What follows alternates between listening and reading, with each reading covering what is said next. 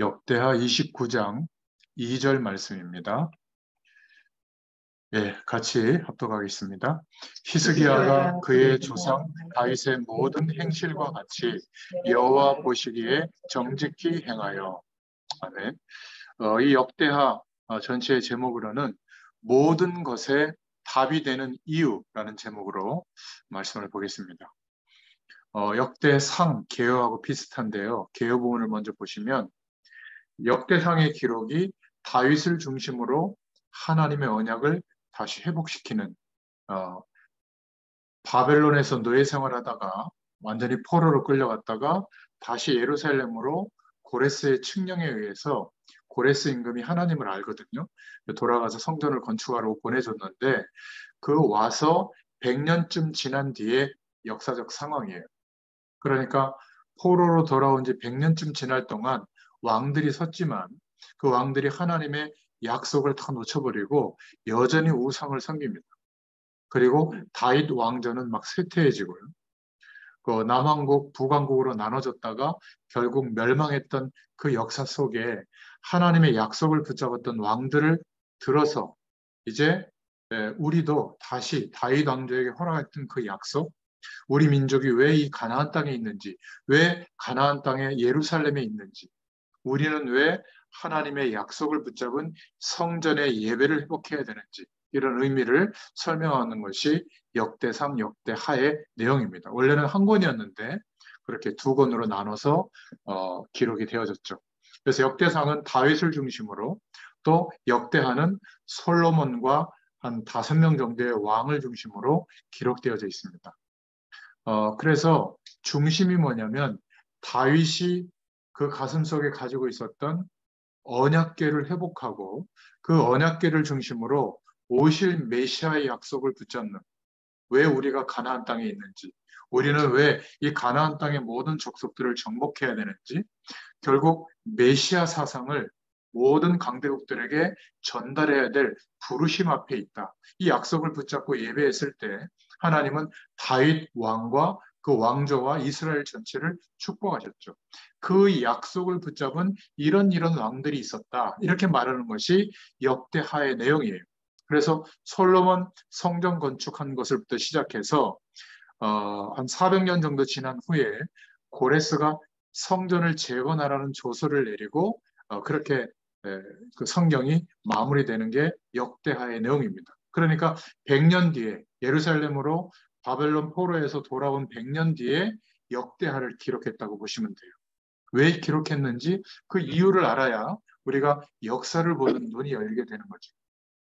그래서 이스라엘의 예루살렘의 여호와의 성전을 재건하고 재건되어진 또 성전 앞에서 어떻게 우리가 예배를 회복하고 절기를 회복하고 하나님의 언약을 회복하는지, 그것을 강조하고 있는 겁니다. 그러니까 1차 포로 귀환, 2차 포로 귀환이 있는데 2차 포로 귀환하는 그 귀환민들을 거느리고 예루살렘에 돌아온 에스라 선지자가 고국의 참담한 현실을 목도하고 다시 우리 민족은 하나님이 통치하시는 그 국가다, 이것을 촉구하죠. 그래서 그 약속을 붙잡고 오실 메시아에 대한 그 약속을 전달하는 민족으로 서게 됐을 때, 언약 붙잡은 예배를 회복했을 때 하나님은 우리 민족을 다윗 왕조처럼, 솔로몬 왕께처럼 부강하게 하실 것이다. 그렇게 말씀하고 메시지가 마무리가 되죠. 그러니까 여기서는 솔로몬, 요아스, 아마샤의 우상 숭배는 말하지 않아요. 열왕기 상하에는 나오거든요. 그런데 역대기에는 솔로몬과 다윗도 사실은 자기가 잘 돼서 그런 줄 알고 나중에 막 인구 조사를 해서 업적을 막 나타내려고 하다가 막 7만 명이나 죽게 되잖아요. 하나님이 진노해서. 그런 역사들은 안 나와요. 왜냐하면 바벨론 포로에서 돌아와가지고 다시 소망을 가지고 언약 붙잡은 백성으로 회복시키려고 이 말씀이 기록되어졌다고 하잖아요. 그래서 솔로몬이 타락한 것도 잘 안 나와요. 항상 역대하의 관점은 뭐냐면 다윗의 마음에 합한 자다, 이 왕이. 그래서 개혁을 일으켰던 5명의 왕들을 기록할 때는 앞에 꼭 그 성경 구절이 붙습니다. 오늘 히스기야 임금이 등장할 때도 역대하 29장 2절에 보면 히스기야가 그의 조상 다윗의 모든 행실과 같이 여호와 보시기에 정직히 행하여 이렇게 기록하고 있는 겁니다. 그런 내용을 보시면 이해할 수가 있습니다. 그래서 좀 왕으로 서밋으로 섰지만 영적 서밋이 되지 못했을 때는 결국은 왕권에 취하고 하나님이 축복한 것에 취해서 결국은 또 우상 숭배하게 되고 또 자신의 업적을 나타내려고 하니까 백성들을 핍박하게 되는 막 그런 일들을 벌이게 되는 내용이 자세하게 나옵니다. 열왕기 상하 읽어보시면. 그리고 역대기 상하를 읽어보시면 그 에스라의 마음이 느껴져요. 그래서 역대하는 크게 세 부분으로 구성되어져 있는데 1장부터 9장까지는 이스라엘의 통일 국가 시대였던 솔로몬 왕의 통치, 어떻게 하나님의 축복을 받았는가 이것을 말하고 있고 10장부터 마지막 36장까지는 이스라엘이 남북 왕국으로 나눠진 이후에 북이스라엘의 내용은 나오지 않고 남왕국 유다의 여러 열왕들이 통치한 부분들이 나옵니다.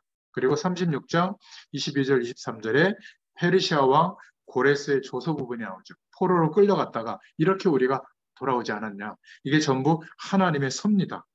이렇게 얘기를 합니다. 그래서 역대하의 기준은 다윗이 붙잡았던 언약, 하나님에 대한 마음, 그 약속을 붙잡고 성전 건축 준비를 한 그 중심대로 그 약속을 이어받은 왕들은 하나님이 이렇게 축복했다는 것을 보여주고 있죠.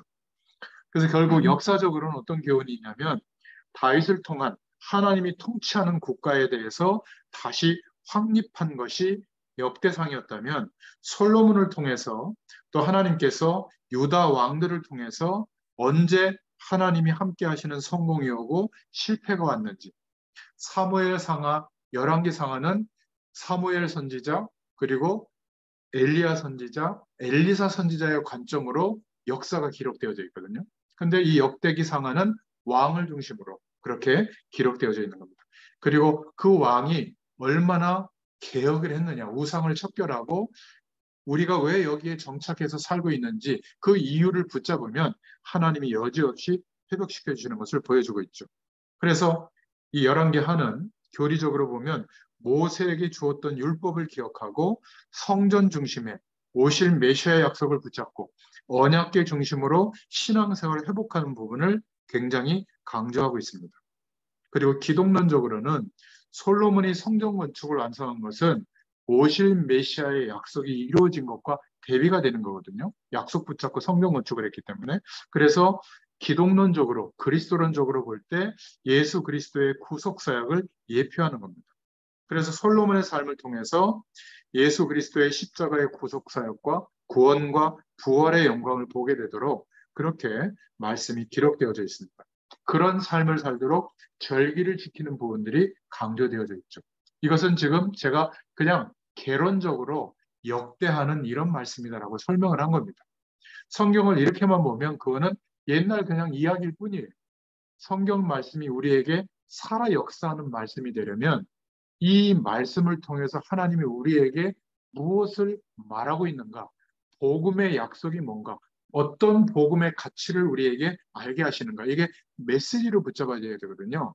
제가 이제 설명을 드리지만 여러분들이 직접 이 역대하 말씀을 통독해 보시면 하나님의 음성을 듣게 되어 있습니다. 그 살아 역사하는 말씀이 부딪혀오지 않으면 그냥 목사님들의 설교를 가지고 하나님의 이 말씀들을 더듬어서 추측만 할 뿐이에요. 그러니까 이론이죠. 자녀를 위해서 우리가 잔소리했던 모든 내용은 뭐죠? 공부 열심히 해야 돼. 최선을 다해야 돼. 성공해야 돼. 좋은 사람 만나야 돼. 성실해야 돼. 뭐 그런 거 아니겠어요? 진짜 하나님의 말씀이 복음의 언약으로 붙잡아 있으면 이렇게 전달할 겁니다. 괜찮아. 그건 그렇게 중요하다고 보지 않는다.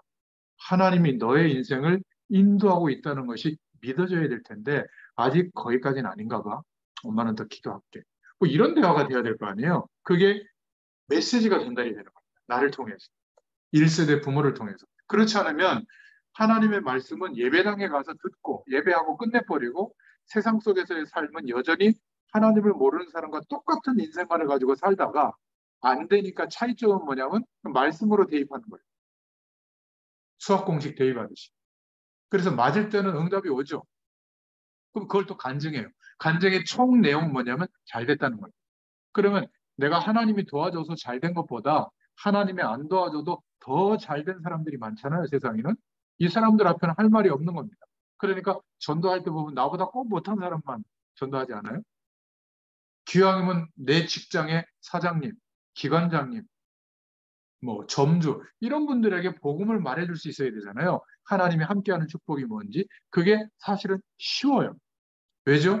하나님이 나와 함께 하시는 축복이 말씀을 통해서 하나님이 약속해 주셨는데 역사를 통해서 보여주고 있다면 역사를 통해서 보여주신 그 약속을 나도 붙잡으면 어떻게 되죠? 이 시대가 보입니다. 사람들을 만나서 겪어보면 그 사람이 무엇을 중심으로 살고 있는지 알게 돼요. 그러니까 분별도 하게 되고 내가 품고 기도해 주지만 휩쓸리지는 않게 되죠. 사기당한다? 있을 수가 없는 겁니다. 왜 사기당할까요? 돈 먹고 돈 먹게 하다 보니까 더 뻥튀기가 된다고 하니까 이거 되나 보다 하고 해서 결국 사기당하잖아요. 돈은 누가 주시죠? 전 하나님이 주신다고 믿거든요.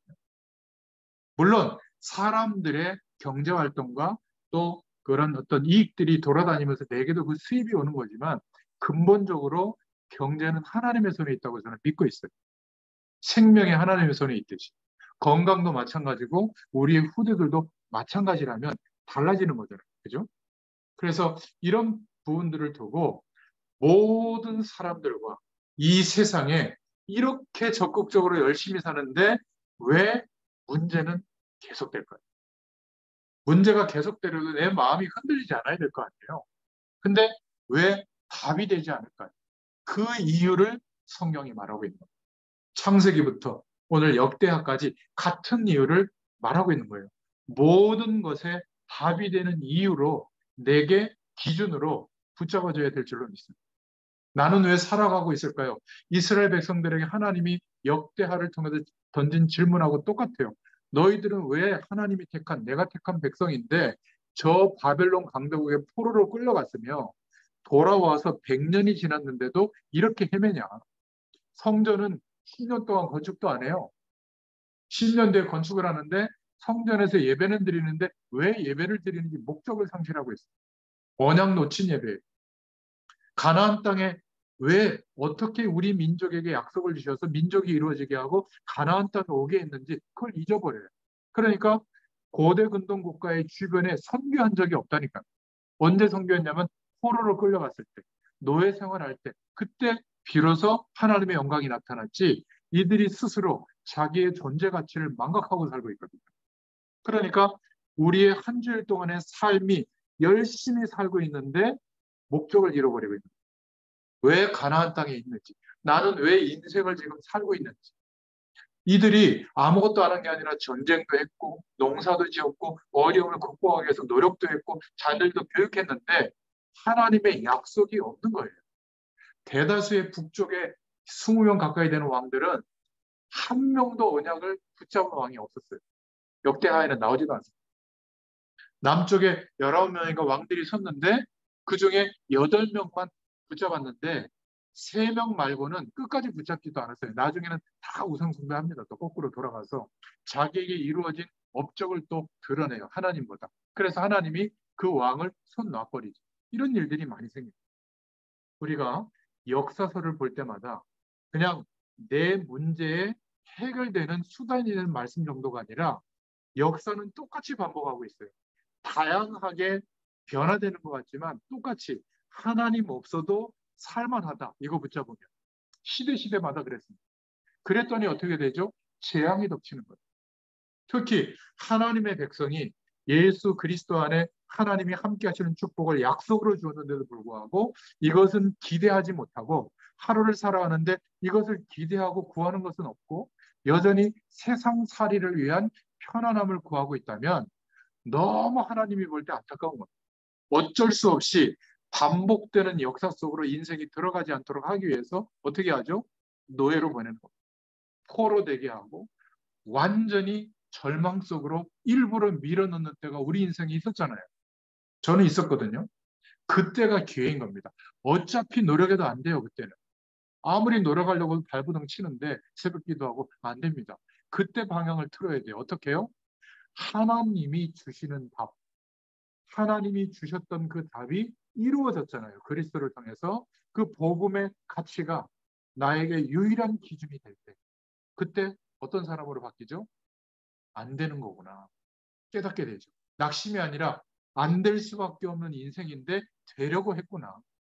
그때부터 하나님 바라봅니다. 100% 하나님 바라보게 돼 있어요. 이것은 노력도 하지 말고 공부도 하지 말고 성실하게 살지 말라는 게 아니라 불안해서 힘들까봐 괴로울까봐 인생이 무너질까봐 악착같이 살았던 그 내용이 아니라 하나님이 나를 복음 속에 부르시고 인도하시는 방향, 세계복음화의 언약이 이루어질 산업이라는 게 드디어 믿어지게 됐는데 그 축복의 일들이 하나님이 이루신다는 거예요. 그것을 믿게 된 겁니다. 이 믿음을 가지고 공부하고 이 믿음을 가지고 삶을 살고 이 믿음을 가지고 노년 시기를 보낸다면 인생이 바뀌게 되어 있어요. 이것을 목회자들이 설명해 줘야 되는데 죄송합니다. 목회자들이 예배 잘 드리면 그거 복 받고 기도 많이 하면 그 병 낫고 또 나한테 섬기고 잘하면 목회자한테 섬기고 잘하면 자녀들이 복 받고 성전 건축할 때 좀 헌금 많이 하면 뭐 갑자기 100배의 축복이 오고 자꾸 이런 얘기만 한 거예요. 틀린 얘기는 하지만 그 모든 내용이 무엇을 향해 있죠?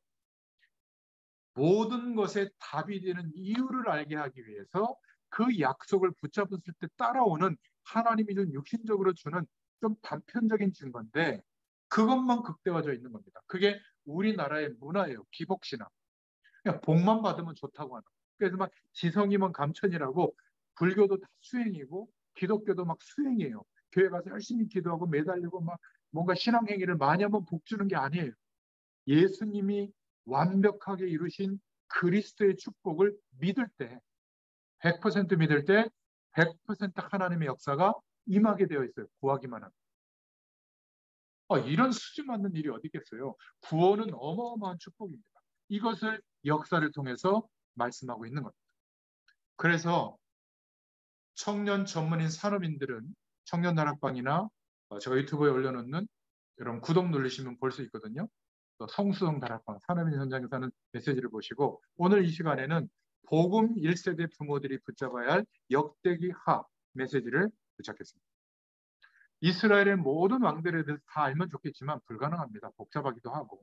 그래서 역대상 역대하에 나오는 왕들 중에 핵심이 누구냐면 다윗, 솔로몬, 히스기야, 요시아를 기억하시기 바랍니다. 하나님이 대표적으로 뽑아서 역사를 통해서 보여주는 인물들이거든요. 사울 왕은 주의 종들을 무시하고 선지자들을 죽였지만 다윗은 주의 종들을 섬겼어요. 그래서 제사장들이 섬길 성전부터 짓는 것이 다윗 왕의 소원이었습니다.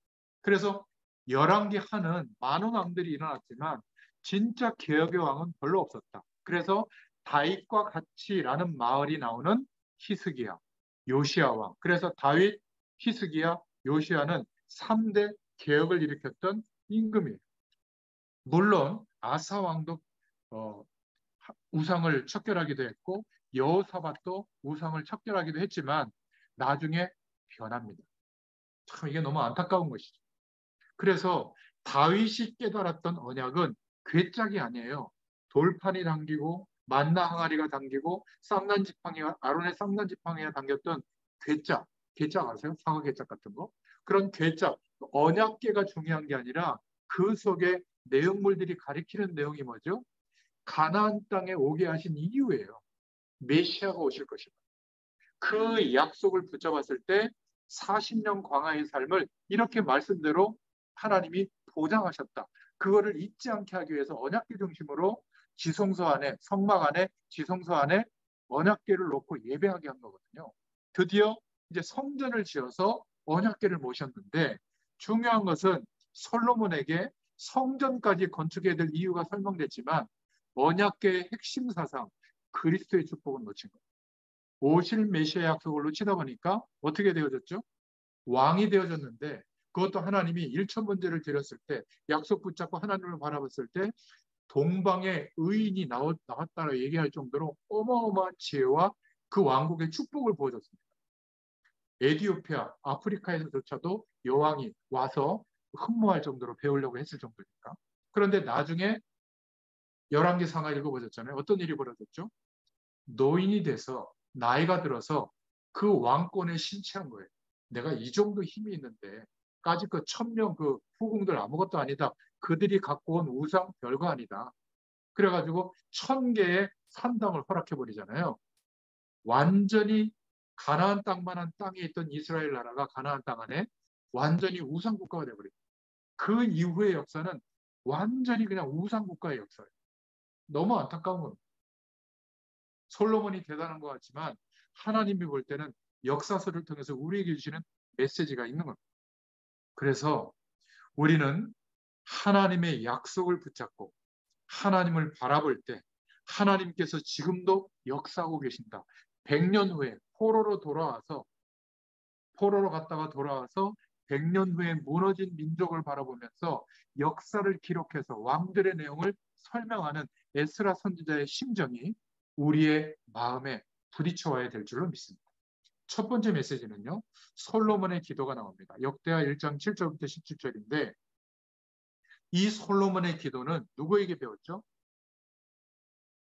아버지 다윗에게 배운 겁니다. 우리 믿음 가진 복음을 받은 1세대, 먼저 복음 받은 1세대 부모의 세대는 너무나 중요합니다. 부모의 기대가 너무 중요해요. 왜냐하면 영적인 영향력을 줄 수 있는 부모가 되어야 될 줄로 믿습니다. 이 영적 영향력은 말로 하는 게 아닙니다. 내가 사는 이유가 보여져야 돼요. 다윗이 왕으로서 사는 이유는 다른 왕들과 달랐던 겁니다. 그래서 유언처럼 성전을 꼭 건축해. 언약궤를 모셔라. 언약궤의 중요성을 설명했죠. 영적인 전달, 영적인 유전은 반드시 일어납니다. 저와 여러분의 후대에게 영적인 축복이 내가 사는 이유가 내가 세계복음화 때문에 산다. 하루를 살아도 이게 전달될 수 있기를 축원드립니다. 당장은 아니더라도 반대로 아무리 성공해도 복음 밖에서 이 복음이 전달이 안 됐다면 그 다음 세대 후대들은 반드시 무너지는 시간표가 와요. 내가 후대들에게 아무리 영향력을 주려고 해도 안 돼요. 왜냐하면 하나님이 그 인생에 변화시키려고 하는 시점이 있거든요. 그 하나님의 때가 돼야 돼요. 증거물이 여기 있지 않습니까? 저희 아버지가 장로님인데 아무리 어린 시절에 변화시키려고 해도 변화가 안 됐어요. 청소년기 시절에 전 과목을 1번 찍어본 사람이 있습니까? 이 말씀 듣는 분들 중에 저는 시도했어요. 그 다음 시험, 4번 시험까지 2번, 3번, 4번을 다 전 과목을. 얼마나 삶이 무너졌겠습니까? 중학교 2학년 때 당구 300 쳤다니까요. 남자분들 300이야 맞세이 금지 그 300을 넘었어요. 제가 중학교 때. 아저씨들하고 당구 쳐가지고 짜장면 따먹고 그랬습니다. 나머지는 뭐 공부 빼고는 다 300 수준으로 했어요. 뭐 욕하는 거, 싸우는 거, 뭐. 제가 이걸 자랑으로 말하는 게 아니라 왜 그랬냐면 답이 안 되는 거예요. 아무리 공부 열심히 하고 아무리 최선을 다하고 그렇게 해서 성공한 분들을 보니까 답이 안 되는 거예요. 결국은 교회 가도 시원하게 답이 되도록 안 알려주는 겁니다. 지금처럼 이렇게 누군가는 얘기했을 텐데 제게는 안 들어왔어요. 모든 삶과 세상에 답이 되는 이유가 복음이다. 그리스도다. 이것을 말해줘야 되는데 돈이 없어서 못생겨서 능력이 없어서 기회가 없어서 너의 인생에 문제가 온 게 아니라 하나님과 함께하는 축복을 경험하지 못하고 있기 때문에 한계 속에서 퍼덕이고 있는 거다. 물 떠난 물고기처럼 물 밖에 놓여 있는 거다. 빨리 물속으로 들어가야 되듯이 하나님과 함께하는 축복을 하나님의 자녀라면 구해야 된다. 그럼 구하는 내용이 뭐죠? 예수님이 하신 그리스도의 일의 가치를 믿어야 됩니다. 솔로몬은 부모에게 그 영향이 전달된 겁니다. 그래서 왕으로 돼서 시작한 게 1000번 희생제사를 드린 거예요. 피 뿌리는 예배. 오실 메시아의 약속을 1000번 붙잡고 구원의 비밀, 예배의 비밀을 회복하니까 하나님이 은혜를 달라고 할 때 지혜를 베풀어 준 겁니다. 어떤 지혜요? 왕국을 통치하는 지혜. 그 모든 고대 근동 국가와 결어서도 지지 않을 수 있는 왕권을 하나님이 허락해 주신 거죠. 그 외에 부와 재물과 존영, 역대하 1장 12절. 거기 제가 지금 말씀드리는 성경 구절을 찾아서 그 교재에 다 옆에 써놨거든요. 이 써놓는 작업이 10시간 넘게 걸려요. 그걸 그냥 넘기지 마시고 통독하면서 찾아보시기 바랍니다. 하나님께 지혜를 구하는 성경 구절은 역대하 1장 11절에 나오죠.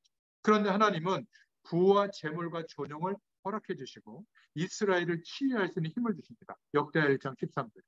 그리고 병거와 마병과 부귀와 영화까지 역대하 1장 14절부터 17절에 보면 구하지 않은 것까지 하나님이 허락해 주세요. 이게 무슨 말이죠? 하나님이 우리를 부르시고 인도하시는 구원받은 자의 부르심의 뜻에 맞게 하나님의 약속이 믿어지는 믿음이 회복되잖아요. 하나님이 세계 복음화할 만큼 이삭에게 주셨던 농사 지었는데 100년의 응답이 와야 세계 복음화하는 가는 거 아니겠어요? 그죠? 물질적으로 이렇게 풍요를 준다 그 말이 아니라 하나님이 약속하신 것을 우리의 작은 하루와 인생을 통해서 하나님은 이루시는 겁니다. 이것을 믿어야 돼요. 열심히 하는 게 아니더라고요. 저는 목회도 사역도 열심히 해야 되는 줄 알았어요. 아니에요. 이 몇 명의 사람이 이 믿음이 오면 뭐가 시작되어지죠? 사도행전적인 초대교회에 일어났던 성령의 역사가 이 소수의 사람들에게 시작될 때 어떤 일이 벌어지죠? 시대의 변화가 일어나요. 이게 성경적 전도운동의 시작이에요. 그래서 뭐 이름을 초대교회에서 일어났던 그 일을 우리에게도 일어나게 하자 해서 다락방 전도운동 이렇게 붙인 거지 뭐 특별한 방법이 아니에요. 문제는 불신자들도 귀신에 사로잡혀서 영매로 활동하면서 뭐 대통령도 되게 하고 기업체도 부강하게 만드는 귀신의 도움에 영향력이 나타나는데 왜 우리는 예수 믿고 하나님의 자녀가 돼서 하나님이 함께 하시는 성령의 역사가 나타나고 있는데 왜 우리의 삶에는 그런 시공간을 초월하는 능력이 안 나타나냐 이 말이에요. 영적인 현상만 자꾸 체험하려고 하고 뭐 들었다 뜨거워졌다 예언을 했다 이런 것만 생각하지 마시고 살아계신 하나님께서 거룩한 영 성령으로 우리와 함께 하시는 그 은혜가 언제 나타나죠? 말씀이 말하고 있는 내용이 우리의 삶의 이유가 될 때 연세가 드셨던 청년이든 어린이든 나중에 왕들을 보면요 8살의 왕위에 등극한 왕도 나옵니다. 그리고 16세인가 17세 때 개혁을 일으켜요. 왕국 전체를. 청소년도 할 수 있다는 거예요. 역사적으로 보면. 언제? 하나님이 역사하십니다. 그래서 우리 자녀와 후대에게 다음 세대에게 반드시 전달할 게 있습니다.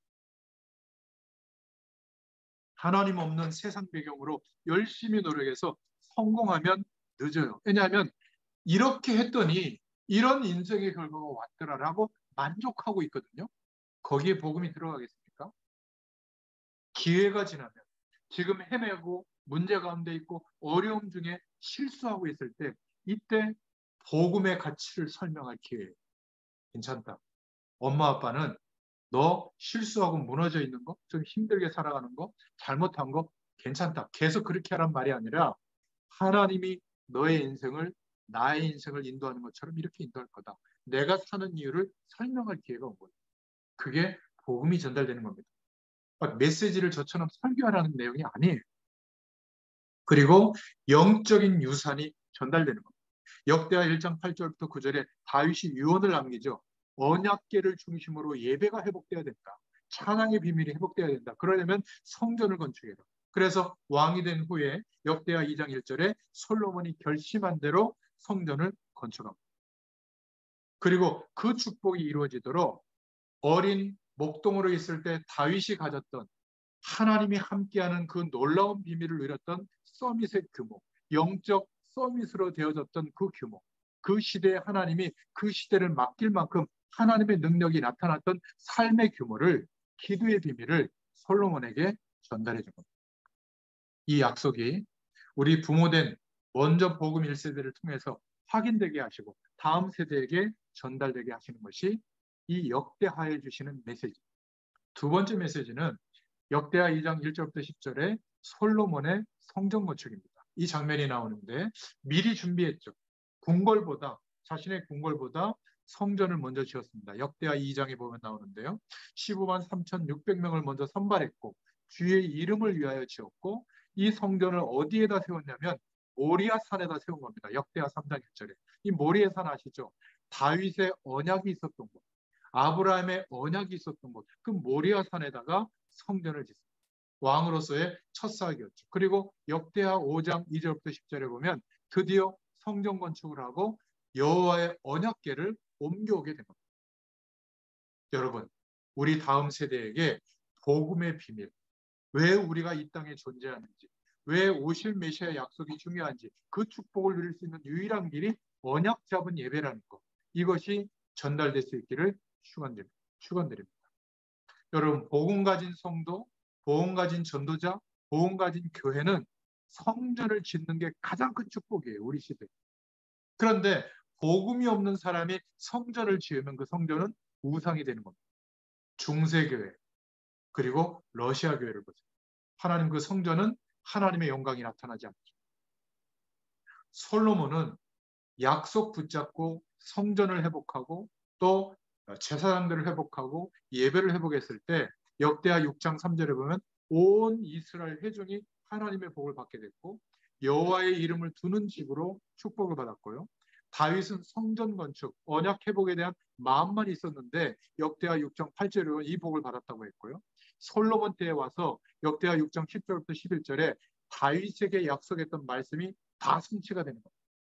그리고 성전 낙성식을 건축하고 하나님께 영광 돌리는 장면이 나옵니다. 이때 솔로몬에게 나타나신 여호와께서 모든 재앙이 떠날 것이다. 이 나라에. 그렇게 약속해 주십니다. 여러분, 이 복음의 약속을 붙잡은 저와 여러분들이 성전을 건축하거나 또 현장에서 이런 축복을 전달할 복음 공동체를 세우거나 전도 운동을 하고 있다면 모든 흑암과 재앙과 저주의 세력은 떠나게 될 줄로 믿습니다. 여러분 돈 많이 버세요. 이유가 있어요. 적어도 이 정도는 하셔야 돼요. 우리나라에 여러 한 150개 국가에서 노동자로 우리나라에 이미 다 들어와 있거든요. 그 소수민족이나 복음이 전달 안 된 나라나 국가에서 들어와 있는데 그들 중에 우리가 관심 갖고 복음의 역할을 하다 보면 하나님이 준비하신 사람들을 만나거든요. 그러면 그들을 멀리 두지 말고 우리 집 근처에 뭐 남자 숙소, 여자 숙소만 연립주택 한 동만이라도 준비해가지고 거기에 미션홈을 세워놓고 뭐 공짜로 하면 너무 그러니까 한 뭐 5만 원씩만 내라. 이래가지고 거기에 기거하게 하고 함께 예배하고 전도 훈련 시키고 말씀 훈련 시켜서 그들이 3년, 5년, 10년 뒤에 그 나라 그 부족으로 돌아갔을 때 선교의 마인드를 가지고 갈 수 있도록 이렇게 도울 수 있는 복음 공동체가 있어야 될 줄로 믿습니다. 그리고 거기에 따라왔던 후대들이 있을 거 아니에요? 이 후대들은 한국말도 하거든요. 한국 학교 가니까.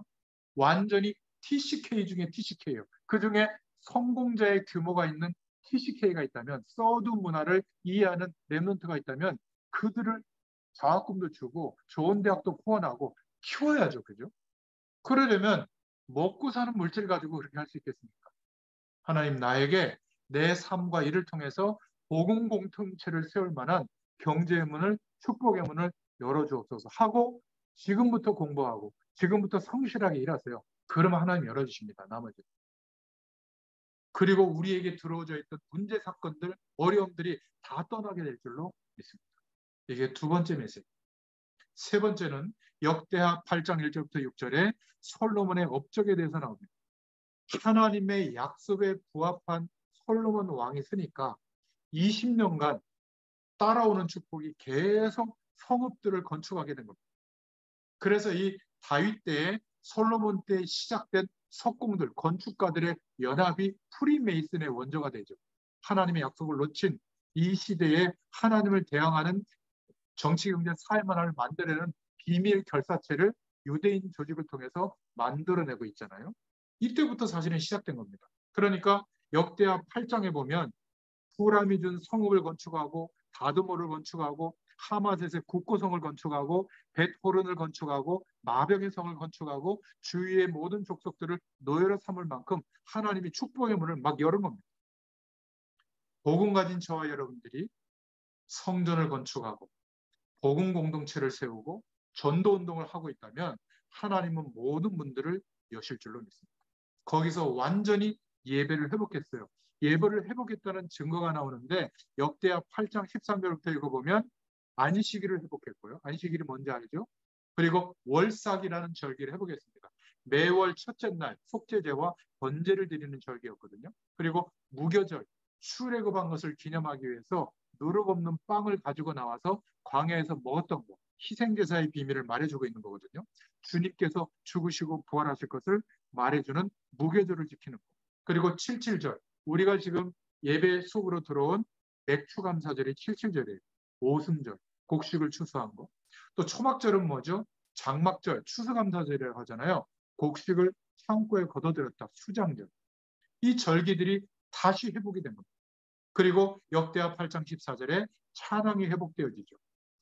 다윗이 명한 모든 것이 성취되어지는 응답이 오게 되는 줄로 믿습니다. 그동안 놓쳐버렸던 구원의 비밀, 성령 충만한 기도의 비밀, 초막절, 하나님이 주시는 열매와 같은 전도의 비밀을 다 회복했다. 그래서 다윗의 마음대로 성실하게 행했던 히스기야 요시야 왕이 이 축복을 응답받은 겁니다. 그 외의 왕들은 이렇게 하지 않았다. 이것을 역대하가 말해주고 있죠. 그럼 우리가 어떤 신앙의 전통을 따라가야 될 것인가? 이것을 말씀하고 있는 겁니다. 결국 솔로몬은 하나님의 지혜를 얻었는데 그 스바 여왕, 에디오피아 여왕이라고 하죠. 역대하 9장에 보면 이 여왕이 와서 자기가 질문하는 것에 배 이상으로 지혜로 답을 하는 것을 보고 놀랬다고 하잖아요. 그러면서 솔로몬에게 속한 이 이스라엘 백성들은 복되도다. 역대하 9장 8절에 보면 솔로몬이 섬기는 여호와를 송축했다고 했습니다. 이때 복음이 하나님의 말씀이 스바 여왕을 통해서 또 에디오피아 내시를 통해서 전달됐다고 보고 있어요. 그래서 처음으로 아프리카 대륙에서 첫 기독교 국가가 된 곳이 에디오피아입니다. 근데 제가 에디오피아도 가봤는데 에디오피아는 이 언약궤, 숨겨진 언약궤가 여기에 이때 사랑하는 스바 정인에게 보냈다. 나중에 정변이 일어나서 무너지기 직전에 뭐 그런 전설이 있어요. 그래서 자기네 나라 어딘가에 그 교회에 그 잃어버린 그 언약궤가 있다. 복음과 상관없는 신비주의가 있거든요. 그래서 신비주의적인 예배를 드리는 곳이 거의 다가 에디오피아더라고요. 아까 봤더니. 뭐 그런 내용도 있습니다. 아무튼 솔로몬은 세계 왕들이 만나고 좀 그런 그 꾸밀 정도로 재물의 축복, 번영의 축복도 오게 된 겁니다. 기억하시길 바랍니다. 하나님의 약속을 붙잡고 하나님께서 우리 인생을 통해서 이루실 세계복음화의 그 일이 우리 인생의 방향이 되어지는 그날부터 하나님은 완벽하게 준비하셨던 세계복음화할 만한 축복의 문들을 여신다. 이게 역사를 통해서 보여주는 하나님의 음성입니다. 우리의 인생도 마찬가지입니다. 네 번째 메시지는 역대하 29장 1절부터 19절에 나오는데 다윗의 왕, 그 중심의 삶을 이어갔던 히스기야 임금이 나오죠. 히스기야가 그 조상 다윗의 모든 행위와 같이 여호와 보시기에 정직히 행하여. 그래서 히스기야 왕은 언약을 이어가는 후대였는데 25세의 왕이 되어서 29년간 국가를 일으켰죠. 역대하 29장에 나옵니다. 다윗의 신앙을 이은 왕이었고 성전을 수리하고 성전을 정결케 했습니다. 왜 그랬죠? 다윗의 약속을 붙잡았던 마음이 히스기야에게도 있었던 거예요.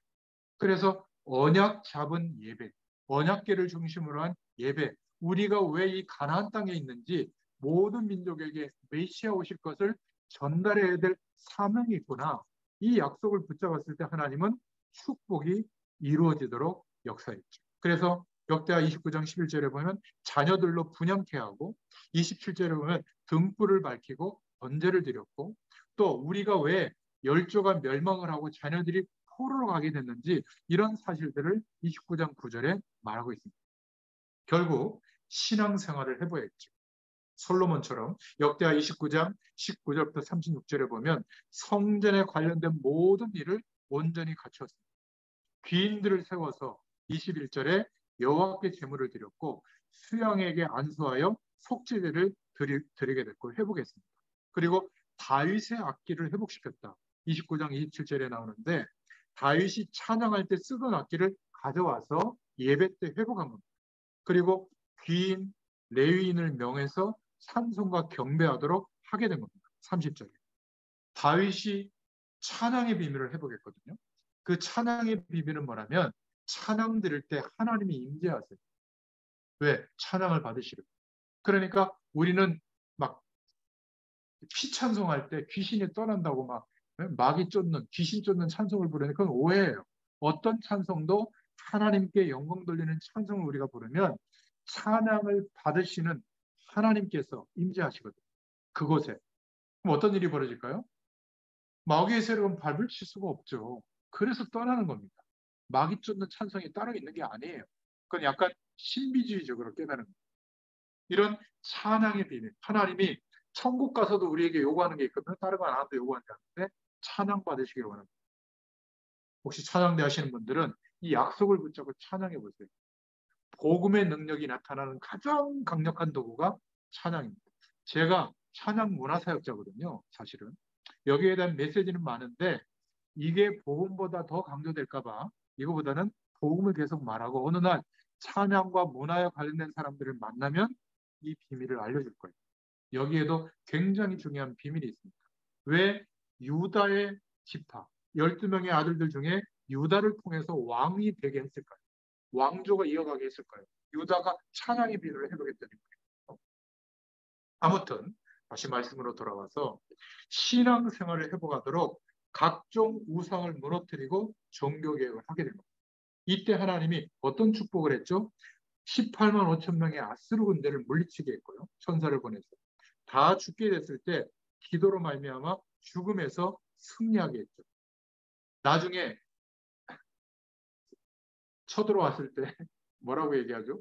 막 방패와 창검으로 금을 보내가지고 막 화친족을 맺으려고 했는데 안 됐죠. 부끄러움을 당하죠. 마지막에는 목숨을 걸고 하나님께 기도했을 때 1,000명을 보내서 다 물리치는 이런 거를 목도하게 되잖아요. 이 히스기야가 나중에는 그 업적을 자랑할 때 또 자기가 잘나서 그런 것처럼 또 자랑하는 장면이 나와요. 결국 그것 때문에 침략당하게 돼요. 나중에. 너무 안타깝죠. 다섯 번째 인물이 요시야가 나오는데요.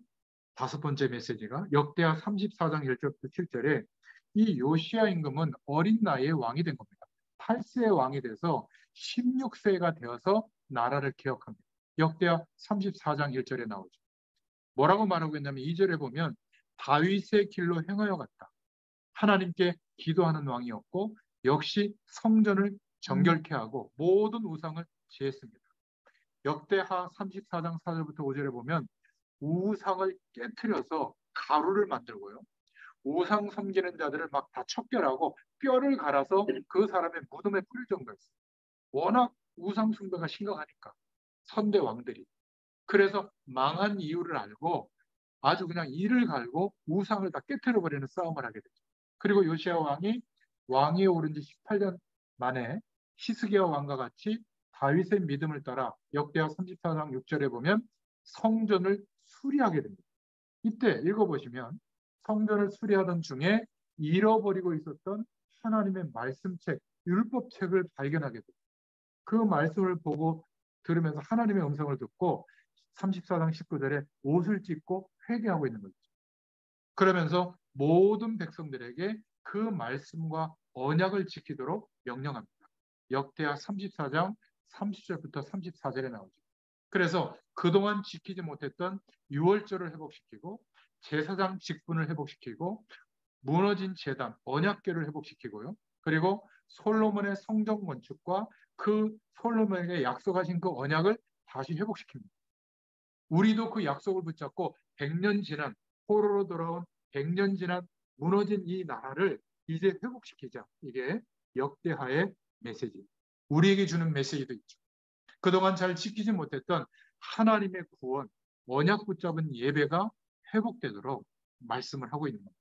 한마디로 말하면 놓쳐버린 복음, 하나님 앞에 무엇이 헌신인지 이것을 회복하는 것이 역대하의 말씀입니다.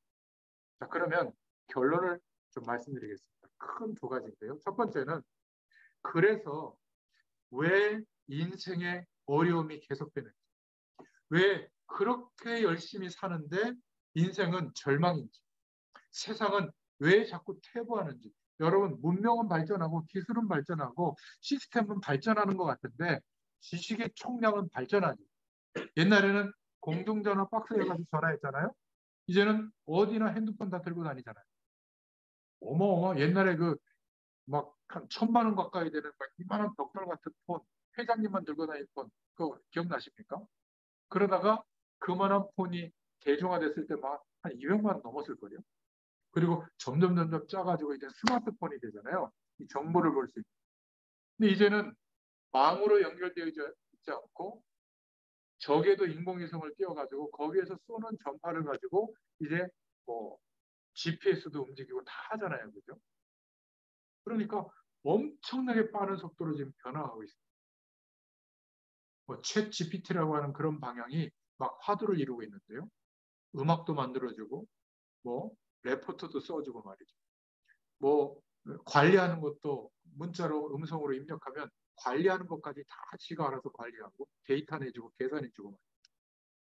뭐야 그 문서 작성하는 그 툴에서 계산해 주는 게 뭐죠? 그 엑셀 가지고 하잖아요. 이제는 챗 GPT가 다 해줘요. 얘기하면 데이터만 있으면 넣어주면 신기하지 않습니까? 그거 엑셀로 편집해 가지고 2장 분량으로 한 2번 정도 검색해서 뭐 글씨 포인트는 몇 포인트로 해주고 얘가 해줍니다. 놀랍죠? 역대하 이 말씀을 정리해야 되는데 색깔은 3가지 넣어서 한 6장 정도 분량으로 정확하게 복음 메시지 중심으로 모든 전 세계 설교 자료를 찾아가지고 주석책을 찾아서 좀 정리해줘. 이러면 쫙 나오는 속도 10초 만에 싹 정리해서 프린트해줘. 그런 시대가 왔다니까요, 지금. 그 서비스를 제공하는데 돈을 내고 쓰고 있어요. 1,000만 명 이상이. 신기하지 않습니까? 그런데도 사람들은 자살률이 높고요. 날마다 술 먹어야 되고. 그렇게 노력하는데 경제력, 삶은 무너져 가고 있고, 사람과의 관계는 점점 고립돼 가고 있고, 왜 그럴까요? 모든 것의 이유가 되는 답, 그리스도인 줄 알았어요. 그래서 우리가 하루를 살아갈 때 그리스도로 행복한 시간이 있어요. 복음의 가치를 생각하면서 누리는 하나님이 주시는 힘을 얻는 시간. 그때 복음으로 그리스도로 치유함을 입는 묶여있던 것에서 해방되고 질과 너희를 자유케 하려는 것처럼 하나님이 주시는 자유함, 만족, 안식의 복을 누리는 이 축복의 시간이 있어야 될 줄로 믿습니다. 이걸 보고 정식기도라고 말하는 겁니다. 시간을 지켜서 막 기도했다. 그 기도 행위를 했다가 아니라 그리스도로만 이 축복이 오는데 행복하고 힘을 얻고 치유함을 얻는 시간. 이 사람이 말씀을 찾아서 확인하는데 하나님의 시공간을 초월하는 응답이 오게 됩니다.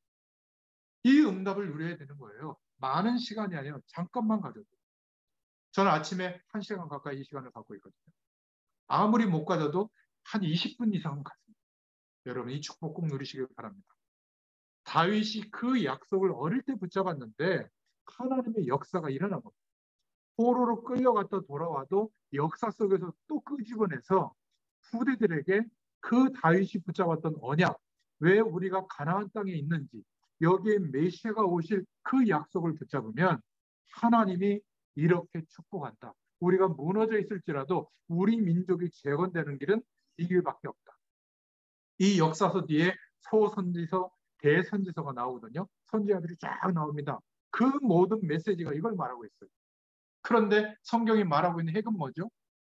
사람 가지고는 안 된다는 거예요. 서밋, 왕 가지고도 안 된다. 수많은 선지자들이 섰지만 선지자 가지고도 안 된다. 무엇 가지고 되죠? 오실 메시아의 약속을 붙잡는 믿음으로 된다. 우리는요, 오신 메시아, 예수님이 그리스도 되어주신 예수 그리스도의 가치와 복음의 내용이 내 삶의 기준이 될 때 하나님의 역사가 나타난다. 그 말이에요. 그래서 하나님을 바라보게 된 상태가 가장 좋은 상태예요. 언제 바라보게 되죠? 내 힘으로 안 된다는 절망이 올 때. 그때가 언제입니까? 이렇게 포로로 끌려가게 하는 노예로 되게 한 그런 우리 인생의 시간이 있죠. 절망스러운 상황. 그게 기회예요. 절대절명의 기회를 하나님이 준 거거든요. 참다 참다 기회를 준 거예요. 근데 우리는 어떻게 하죠? 만회해 보려고, 회복해 보려고 옛날에 노력했던 것보다 10배로 노력하라고 하잖아요. 해결이 안 됩니다. 광야는 노력해서 되는 게 아니에요. 광야 속에 들어왔으면 가나안 땅에 들어가게 하실 하나님의 약속을 믿어야 되는 거예요. 그 믿음이 오도록 막으신 거라면 기회가 온 겁니다. 어차피 안 되는 거 이제는 하나님의 약속을 믿자.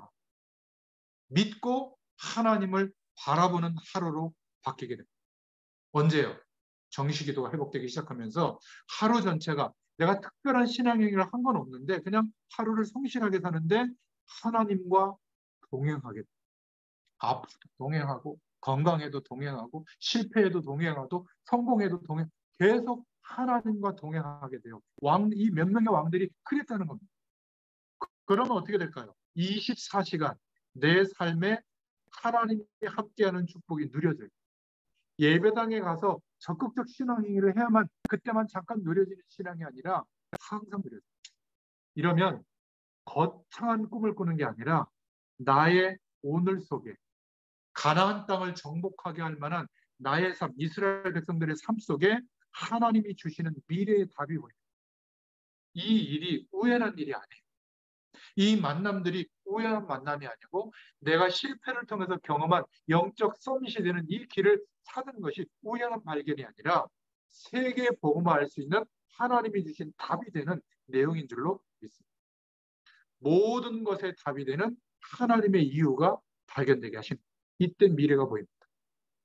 내가 잘 먹고 잘 살게 하기 위해서 안정적인 수입원이 내가 일하지 않아도 경제적 자유가 와서 그 시스템 속에서 돈이 막 굴러와서 맨날 놀고 먹고 살아도 괜찮은 게 행복해지는 게 아니에요. 그때 되면요. 눈 뜨고 잠들기 전까지 괴로워요. 왠지 아세요? 오늘 뭐 해야지? 누구 만나야지? 뭐 재밌는 일 없을까? 타락을 아무리 해도 재미가 없어요. 타락을 할 때 재밌거든요. 그래서 타락하는 겁니다. 재미가 없다니까요. 부인이 1000명쯤 되면 아무리 이뻐도 거기서 거기에요. 그렇지 않아요? 왕이 됐다, 대통령이 됐다. 전 세계 10대 그룹 안에 들어가는 그룹을 내가 가지고 있다. 재산을 가지고 있다. 재미없어요. 인간이 그런 존재입니다. 하나님처럼 될 수 있다는 말에 속은 존재거든요. 지금도 하나님처럼 될 수 있는 조건이 있다면 도전하는 겁니다. 그런데 이루어져도 답이 안 돼요. 그러니까 미래가 안 보이는 겁니다. 진짜 미래는 뭐죠? 가나안을 정복하는 거예요. 우리의 진짜 미래는 뭐죠?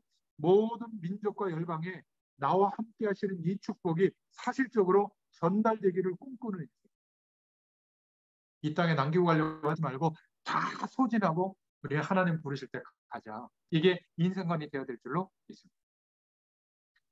정말 이유를 알고 이 이유의 약속을 붙잡고 답을 누리고 있는 사람이 하나님의 말씀을 확인하려고 조금 말씀 보고 기도만 해도 시대적인 하나님의 응답이 오게 될 줄로 믿습니다. 이게 역사서의 결론이에요.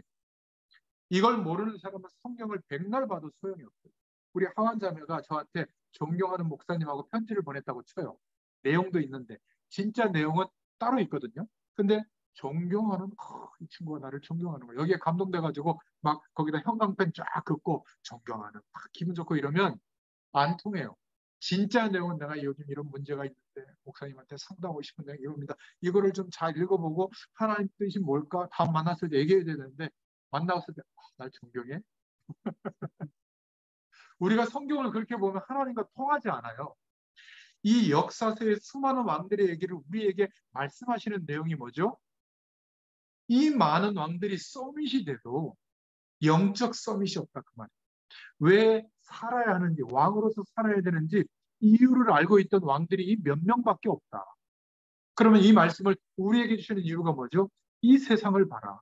이 세상이 틀렸으니까 담 쌓고 스님들처럼 어디 가서 기도원 만들어서 거기서 말씀 보고 기도만 하라. 그거는 불교 이론이에요. 우리는 세상 속에서 빛이 되라고 한 겁니다. 빛이다 이미. 소금이다. 어떻게 해요?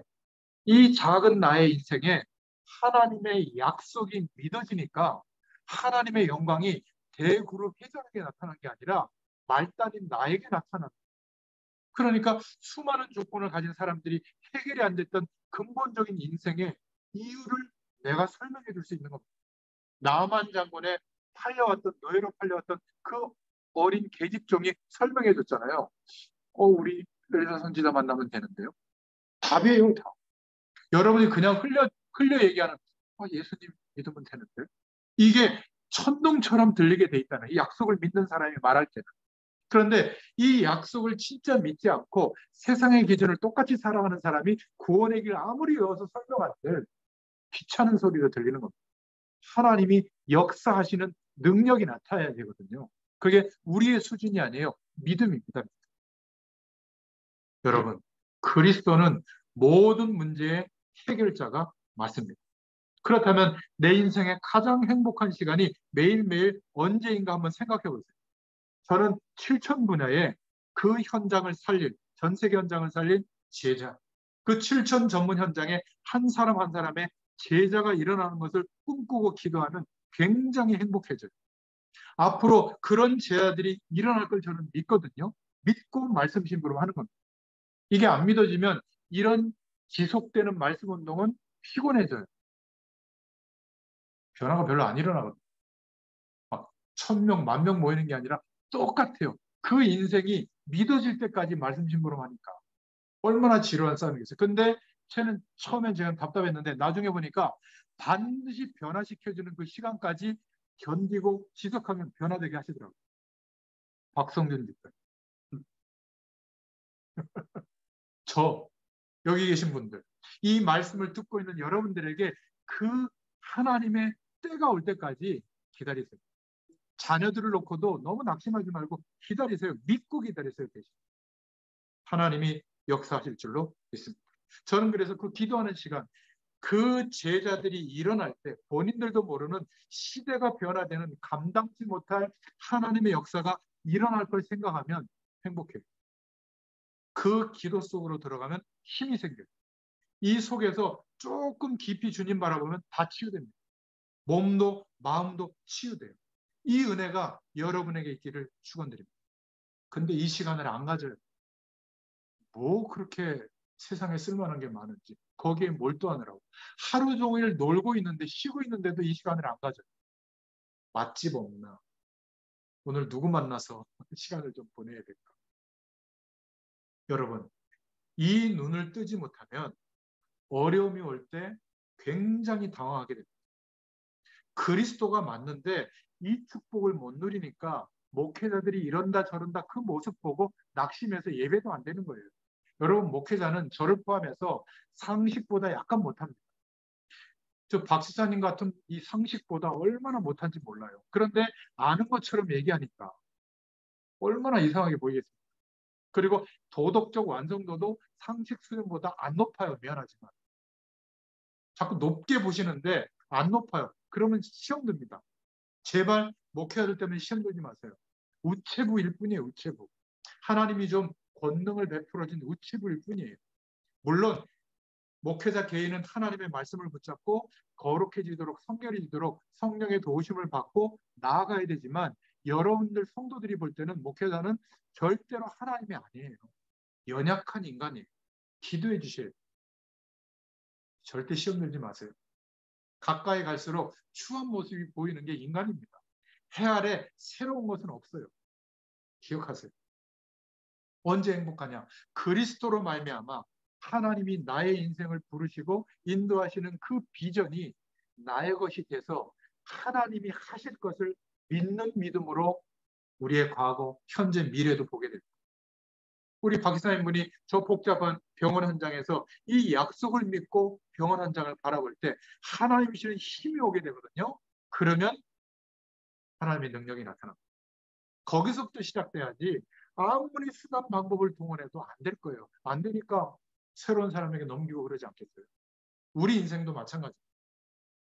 그래서 기억하셔야 돼요. 돈이 많은 재벌가의 사람은 헌옷을 입고 다녀도 괜찮습니다. 마음이 쪼그라들지 않아요. 아직도 새 옷을 만드는 회사도 살 수 있는데. 그런데 없는 사람은 명품 옷을 입고 다녀도 인생이 힘들어요. 그렇잖아요. 하나님과 연결되어 줄 수 있는 약속을 붙잡고 있는 믿음이 있다. 세상 두려울 게 없습니다. 왜? 하나님이 역사하는 것을 내가 경험하고 있거든요. 뭐가 두렵겠어요? 이 은혜를 누릴 수 있기를 축원드립니다. 구원받았는데도 이 축복만 모르고 있다면 바보예요. 그러면 역사를 볼 수 있는 눈이 열립니다. 어떤 눈이 열리죠? 하나님은 숨겨두시고 진행하시는 하나님의 일을 언제든지 역사적으로 하시는데, 첫 번째가 뭐냐면 교회가, 예수 믿는 사람들이 종교화될 때, 예수님이 그리스도 되신 사실을 믿는 믿음이 우선돼야 되는데, 부흥되고 나니까, 이 역대기의 왕들처럼 부흥되고 성공하고 나니까 그거를 유지하기 위한 룰을 만들거든요. 규칙을 만들고 제도를 만들고 그거를 말씀을 가지고 설명하는 어떤 교리를 만듭니다. 그것을 주관하는 목회자, 사제들이 그 룰 위에 서게 되거든요. 그럼 어떻게 될까요? 복음은 온데간데 없고 내가 결정하는 게 옳아. 내 말대로 안 했어? 너 나쁜 놈. 이런 분위기가 형성되는 겁니다. 이때가 위험해지는 거예요. 하나님은 반드시 그런 교회들을 복음으로 바꾸는 개혁의 일을 역사의 시간마다 반드시 하셨어요. 그때마다 전쟁이 일어나고 그때마다 어마어마한 변화가 일어나고 모든 시스템이 뒤바뀌는, 하늘과 땅이 진동하는 일이 벌어지고 있어요. 지금이 그 시대입니다. 얼마나 빠른 변화가 일어나는지 몰라요. 언제든지 종교로 간 교회를 복음으로 바꾸는 작업을 하나님이 직접 하셨어요. 이 눈을 뜨지 못하면 전도자가 아닌 거예요. 이 눈을 뜨지 못하면 장자의 언약을 구할 자격이 없는 거예요. 이 눈을 못 뜨면 교회를 망치는 겁니다. 열심히 교회를 할 수 없어요. 그래서 언제든지, 초대교회도 그랬잖아요. 시간이 지나니까 바리새인과 유대교 사상이 심취되어져서 자신들이 막 로마가 국교로 인정할 정도니까 그 제도와 룰을 통치하는 사제들, 교황을 위에 두고 그 제도가 복음 위에 있다 보니까 여기를 따르면 정통이고 안 따르면 적이다 해가지고 다 죽인 겁니다. 적 그리스도의 역할을 하게 된 것이죠. 하나님은 역사를 보면 언제든지 정통이라고 주장하면서 적 그리스도의 역할을 하는 단체들을 예외 없이 다 무너뜨렸어요. 유대교. 안 무너지니까 악착같이 열심히 사니까 어떻게 했죠? 더 미친 게르만족을 일으켜가지고 역사적으로 완전히 막 비참한 일을 만들어버렸잖아요. 중세교회, 유럽교회 다 무너져 있습니다. 여러분 유럽 여행 가서 뭐 고딕 양식으로 지어진 교회 앞에 가서 사진 찍고 그러는데요. 별 볼 일이 있습니까? 하나님의 권능이 떠난 교회들인데 너무 안타까워요. 입장료 수입으로 연락하는 교회. 거기에 종교 지도자들이, 사제들이, 목회자들이 어떻게 하고 있죠? 유럽은 종교세를 가지고 월급을 주거든요. 목회자들. 그러니까 전도 선교하겠습니까? 여름 휴가 시즌에 한 달, 두 달 편말 걸어놓고 예배 쉬세요. 나 휴가 갔다 옵니다. 이런 데예요. 그런 예배당 앞에서, 그런 엄청난 건축원 앞에서 어떤 생각이 드세요? 성도들의 고열을 짜서 지은 건축물 아닙니까? 이상한 이론을 퍼뜨려서. 지옥에 있는 조상이 헌금 함에 쨍그랑 동전이 떨어질 때 한 계단 한 계단 올라서 천국으로 간다는 연옥사상, 이걸 만들어낸 인물, 그 내용을 가지고 베드로 대성당을 건축했잖아요. 저는 거기 가서 봤지만 건물 볼 때마다 복음이 생각되더라고요. 건물이 대단한 게 아니라. 여러분, 이 눈을 떠야 될 줄로 믿습니다. 역사를 바라보는 눈이에요. 그래서 후대와 복음운동을 지속할 수 있는 이 공동체와 이 전도운동을 할 때 하나님은 그 시대를 회복시킨 줄로 믿습니다. 경제를 보는 눈도 역사적으로 떠야 됩니다. 어떻게 해요? 하나님이 경제를 주관하시는데 세상을 유지하는 경제가 있고 미래를 위한 경제는 따로 있습니다. 특히 전도와 선교를 위해서 숨은 경제를 움직이시는 하나님의 경제는 따로 있어요. 만약 이것을 못 깨달으면 하나님이 전쟁을 일으켜서라도 하나님이 바꾸시는 겁니다. 못 깨닫는 악한 사람이 등장하면, 왕들이 등장하면 재앙을 일으켜서라도 깨닫게 하시는 게 역사예요. 똑같습니다. 그래서 숨은 경제 중에 하나님이 특별하게 예비하신 것이 헌금을 통해서 우리에게 눈뜨게 하는 겁니다. 성경금. 성경금을 드릴 때마다 안디옥 교회가 품었던 그 선교 사상을 품으세요. 이방인들과 왕들을 위해서 세운 그런 바울의 약속을 붙잡고 선교하는 교회였죠.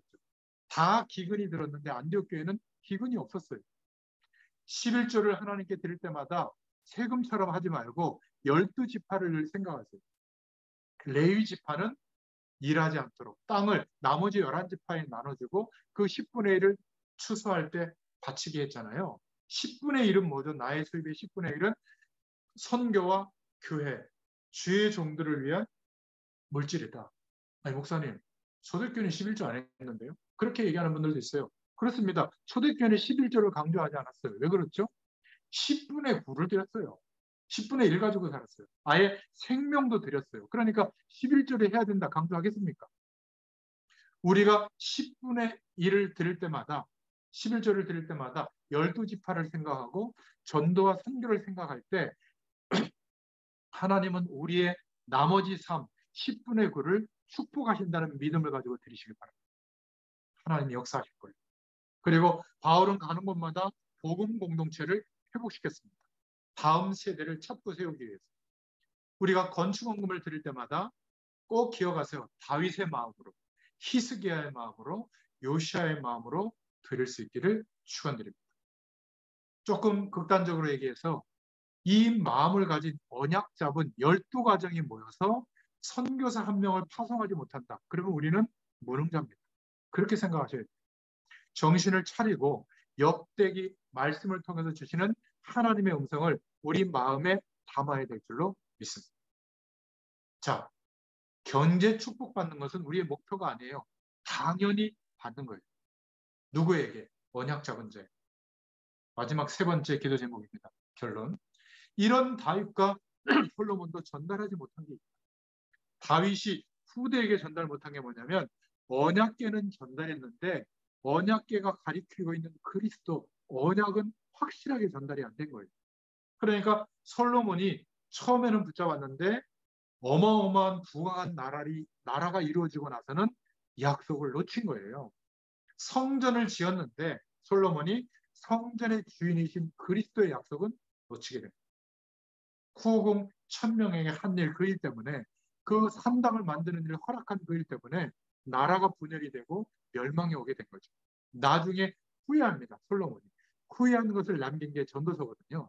전도서를 읽어보면 모든 것이 헛되고 전도서에서 40번 말합니다. 얼마나 헛됐습니까? 그리고 부귀와 명예와 성공도 진짜가 아니다. 가짜다. 내가 신앙생활 막 1000번째 드리고 열심히 했는데 그것도 참이 아니다. 가짜다. 참된 것은 오직 여호와시다. 그죠? 여호와를 바라보는 것만이 참되다. 그러면서 전도서 1장 2절에 고백하고 있는 것처럼 해 아래는 새로운 게 없다. 15번이나 이런 고백을 해요. 전도서 12장 1절부터 14절에는 청년들에게 부탁하죠. 너희들이 늙기 전에 해와 달과 별이 어둡기 전에 청년들이여 창조자를 기억하라. 하나님을 아는 지식이 최고의 지식이다. 이런 고백을 남깁니다. 복음을 가지고 하나님의 약속을 믿는 믿음 속에서 일도 하고 최선을 다하시길 바랍니다. 서밋이 되길 바랍니다. 전도서 12장 11절에 이 내가 전하는 전도서의 이 약속의 말씀이 너희들에게 잘 박힌 모처럼 박히기를 원한다. 이렇게 맺고 있잖아요. 여러분 오늘 역사서를 이제 마치게 됩니다. 다음부터는 선지서들을 보게 되는데요. 여러분 시대를 보는 눈, 우리의 가문을 보는 눈, 우리 인생을 보는 눈, 우리 후대들을 보는 눈, 우리의 산업 현장을 보는 눈을 하나님이 말씀을 통해서 열어주실 줄로 믿습니다. 이 은혜가 누려지는 또 한 주간이 되길 바라고 올 2023년이 되기를 축원드립니다. 하나님 감사합니다. 역사서의 말씀들을 통해서 하나님께서 우리 시대에 우리를 복음 속에 부르시고 인도하시는 하나님의 유일한 명령, 영적 서밋으로 우리를 부르시고 하나님이 함께 하시는 이 은혜와 축복이 믿어져서 우리가 무엇을 위하여 어떻게 살아야 할지를 깨닫고 하나님의 응답을 누리는 매일매일이 삶이 되도록 축복하실 줄 믿습니다. 감사드리며 예수님의 이름으로 기도드렸습니다. 아멘. 감사합니다. 감사합니다. 감사합니다.